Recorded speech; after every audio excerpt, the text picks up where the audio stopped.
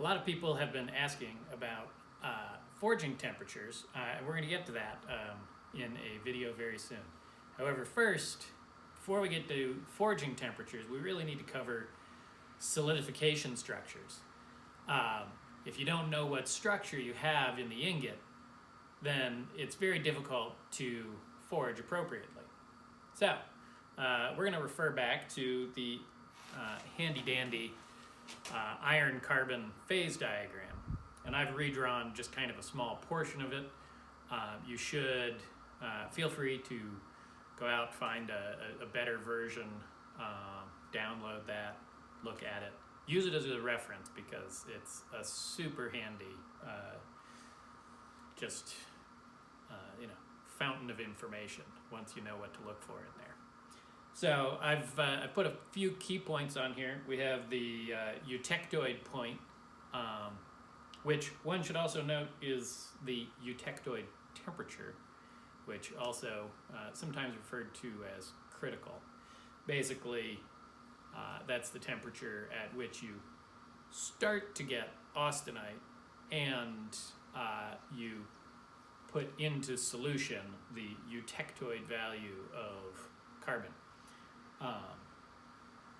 I've also put on here 2.2% carbon, this being roughly 0.77% carbon, changes a bit depending on alloying. 2.2% carbon, again, changes a bit based on alloying, but that is the start of cast iron.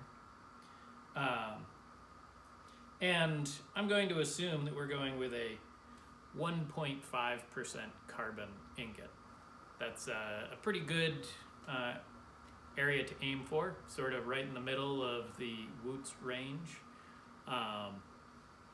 It's enough to get you some good carbide banding without being so much that you get into the trickier forging. It's all tricky, but it gets trickier the closer you get to that 2.2%. So what do we see about this? Well, one thing I'm going to just note, that 1.5% carbon doesn't change your eutectoid line at all. It does not change the eutectoid temperature. So as you are heating, you're going to cross that line and immediately shouldn't say immediately, but fairly quickly, put about 0.77% carbon into solution. So that line doesn't change, but where we cross other lines does change.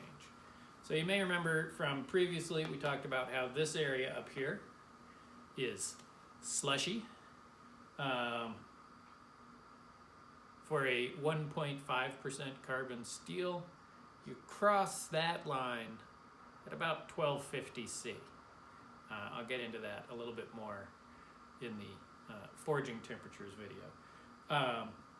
Now this is the ACM line, which basically, you may recall this zone over here is a combination of austenite and cementite, or carbide, whereas this is our pure austenite zone. This is all drawn at what they call equilibrium, which basically means it would have to sit at temperature, the steel would have to sit at temperature for a very long time to achieve these exact breakdown of phases. So in forging, things aren't exactly like this. They're actually a fair amount different, but gives a good reference. Now on cooling, or solidification, we first come through the slushy zone, and that's actually of key importance to Wootz, because in a pure substance, a pure metal, there really isn't a slushy zone. You go from liquid to solid almost immediately because it all has the same solidification temperature. You still get some a transition from liquid to solid, just because not all areas are the same temperature. But in mixed materials, you can actually get a mix of melting and solidification temperatures. So you get this slushy zone. What that basically means is that you start, as you're cooling through this zone, you start to get iron crystals forming. And then as you get more and more of them, and of course iron crystals are heavy, so they're going to drop to the bottom of your liquid. And the slower you solidify, the more you're going to have a purer iron at the bottom of your ingot versus the top, just from those crystals precipitating out and falling to the bottom. But in practice, most of what you get is the outer rim of the ingot, sort of that bowl solidifying first, and then, creeping inwards, essentially. So you have dendrites, little needles, almost pine tree or fir tree, or spruce tree for that matter, looking fingers growing into your liquid from the outer rim of the bowl. But essentially what solidifies first is the purest material, and that in turn, because that has the highest solidification temperature. So essentially, as you are cooling, you're creating increased segregation. So essentially, the material in your remaining liquid is becoming more and more concentrated in whatever alloying elements are in there. It's also, to some degree, becoming more concentrated in carbon. Carbon diffuses quickly through very hot, solid iron. But generally speaking, the rate of carbon diffusion doesn't quite keep up with the rate of solidification. So you are getting an increasing carbon content as you go.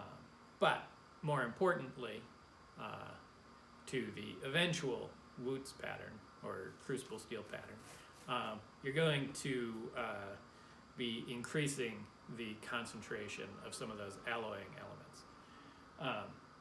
So now, we cross this line and those last little pockets solidify. And those last little pockets are almost pure carbide. This is because the carbon content or carbon concentration has been increasing in that remaining liquid. So those last areas are almost solid carbide. So those initial carbides, sometimes called primary carbides, sometimes I've seen them called eutectic carbides. They are, by carbide standards, quite large, very blocky, and that is kind of, I guess, what we think of when we're looking at the, on the surface of the ingot, when we're seeing that dendritic grid. The grid itself was the purer iron, because remember, that's the dendrites that are growing. Now, in between that, in what Pendray and Verhoeven referred to as the interdendritic areas, basically meaning the areas between the dendrites, that's where we get this concentration of alloy and concentration of carbon to create the primary carbides, these very blocky carbides that follow those dendrites. So now, a couple different things can happen as we cool through this zone, because remember, in here, this wants to be entirely austenite. It doesn't want to have any carbides. So, as soon as everything has solidified, now we have austenite, those carbides want to dissolve. And the carbon begin to diffuse and even out throughout your ingot. So, depending on how much time you spend in the austenite zone, you may completely dissolve those carbides, or you may partially dissolve them and then cross the ACM line and begin to regrow carbides, begin precipitating carbides again. And carbides tend to want to grow where there is a good precipitation point. So one option would be on carbides that already exist. So if you are cooling and you still have some of that primary carbide, pretty good chance your carbon is just going to precipitate back on that and reinforce that very dendritic looking initial pattern. If you spend enough time in the austenite zone to dissolve all, or at least the vast majority of that primary carbide, well, now you have a chance that when your carbide precipitates, it does not precipitate along the, sort of that dendritic structure, but instead precipitates on the austenite grain boundaries. In your final product, your final steel, grain boundary carbide is horrible. It's terrible for steels because basically every little grain is outlined in super hard carbide, so you get a really brittle structure. In this case, it doesn't matter too much. And I've kind of sketched out what these two different structures look like. In the case of the grain boundary carbide, you get, just kind of a random squiggle pattern. Whereas with the more dendritic structure, or the primary carbide still remaining, you get a more grid-like pattern, and you probably can't see these very well in the video, but sort of what I like to think of as sort of kanji-looking structures. And what this is basically you're looking at weird slices through that dendritic structure. Remember, the dendrites, as much as we like to think of them growing in this very organized fashion, they actually grow, like a bunch this way, and a bunch that way, and a bunch this way. So when you take a slice through and look at the picture, things are oriented in all different directions relative to that plane. So to sort of illustrate this, I'm going to, on my Instagram, @PeterBurkeKnives, post a couple different pictures showing these initial solidification structures. Now I've drawn them where they are because, for the most part, not entirely, this is not a hard and fast rule, but for the most part, up to about 1.5% carbon, you're going to tend to get grain boundary carbide. Conversely, above 1.5% carbon, you're going to tend to get that more dendritic looking carbide. Now remember, these are just the primary structures. This does, the initial structures upon cooling your ingot. You're not set in stone that this is what you're going to get eventually. Now there are other things that affect what structure you get. As you have higher alloy content, you're more likely to get a more dendritic structure. And very low alloy content, you're more likely to get a grain boundary carbide structure, or GBC structure. The reason for that is simply those alloys, particularly things like vanadium, molybdenum, tungsten, titanium, niobium, don't forget that one. Being very, being carbide forming elements, and remember, they were initially segregated into those interdendritic areas.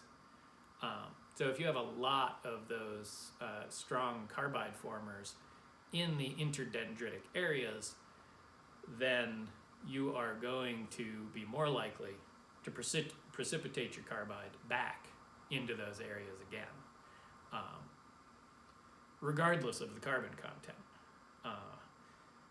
Similarly, if you have very pure material, you are more likely to get a grain boundary structure because there's less impetus for the carbon to go back to those interdendritic areas because there aren't the alloying elements there. But with alloy content being equal, you can get some idea what your carbon content is based on which structure you get. Now, my theory about why this is the case is that sort of, because of the shape of the austenite zone, above above the 1.5% carbon content, you have a relatively short time in the austenite region. Not only do you have a relatively short time, but as you have increasing carbon content, you have increasing carbide content. So you have more carbide to dissolve and less time to dissolve it in. The other side of the line, we have exactly the opposite. We have less carbide to dissolve and more time to dissolve it in. Therefore, you get a pretty strong split between these two. And in my experience, and there are other smiths who have also experienced this, and actually they're the ones who pointed it out to me originally. This was not, I came up with my own theory of why, but I was not the, certainly not the first one to notice this effect and the fact that above and below the 1.5% line is roughly the dividing line for this. Now, what does this tell us? Which structure we have? So what I do on my ingots is, once they're cool, I'll etch a little window, grind a corner off of that upper rim, and polish it up, do a quick etch, so I can see which structure I have. Now, to some degree, this doesn't matter. I'm not necessarily going to change what I do based on the structure, but I might. If I have a really strong dendritic structure and very large carbides, very large primary carbides, I'm going to know that my starting ingot, or my ingot is starting off with a more dendritic or crystalline nature. It is more brittle. And if I want to dissolve those carbides, that's something of a choice. We're getting to the point where you get to start making choices. The pick your own adventure model. But those very large primary carbides have to be treated gently, or else they will fracture as you forge them. So there are definitely historical examples where it's pretty obvious that they started off with a structure like this, and it was forged relatively gently, and created a good blade. I guess, to my mind, advantage of the grain boundary structure is that if you do want to completely dissolve your carbides at the beginning of forging, in this case, they are already more diffuse. The carbides in the grain boundary structure tend to be smaller carbides, and overall your carbon content is already a little bit more even throughout the ingot. So, all things being equal, this structure would take less time at temperature to dissolve the carbides versus this structure. So, just quick recap here. We have, at the 1.5% carbon range, we have kind of a division between these two structures. I highly encourage etching a little window so that you know what you have. Also, if let's say you had this structure, you proceeded with a certain type of forging, and it worked, well, now you know you can do that again in the future if you have a similar structure. If it didn't work, it's pretty good evidence that you don't want to try that same thing again. Working with crucible steels, particularly the very high carbon crucible steels, is it's definitely a learning process, and the more information you can have, the more likely you are to find eventual success. If you don't know why something went right or went wrong, then you can't repeat it effectively. So, yeah, this is for initial structures. That's what we're going to cover for now. Again, if you have questions, feel free to ask them here. Feel free to ask them on my Instagram page, at Peter Burt Knives. I will be posting some actual ingot photos of these two different structures, so you get a better idea what those look like. Not, tiny on your screen and poorly drawn by me. So, thanks for watching.